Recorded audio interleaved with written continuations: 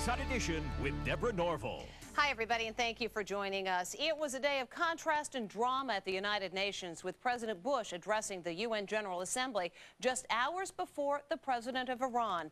The visit to New York by the leader of Iran comes at a time when tensions between the West and Islam are at an all-time high. Diane McInerney reports. Tension and tight security behind the scenes as President Bush and one of America's deadliest foes both appeared at the United Nations. Adding to the tense atmosphere, loud demonstrations which snaked through Manhattan outside UN headquarters. There are actually two demonstrations going on near the United Nations. One is an anti-Bush, anti-war demonstration.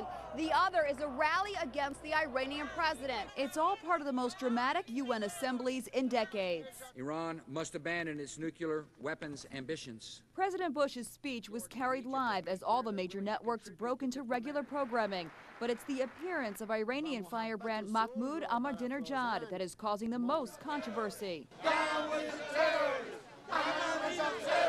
His face stares back from this week's Time magazine cover with the headline, "What War with Iran Would Look Like."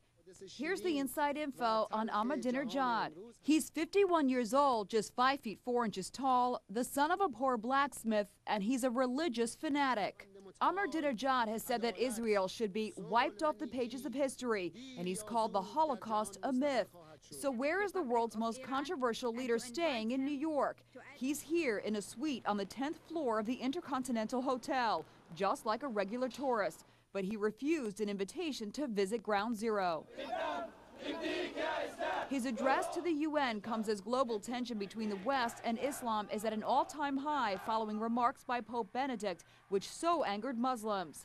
The remarks were fodder for late-night comics. Iraq has demanded that Pope Benedict issue an apology for statements he made linking Islam to violence. Well, where did the Pope get that crazy idea, huh? But author Joel Rosenberg says it's no laughing matter. His new book, Epicenter, predicts an apocalyptic clash between Islam and the West. He believed in a clash of civilizations to destroy Judeo-Christian society as we know it, and he's building the arsenal and the alliances necessary to bring about his apocalyptic objectives.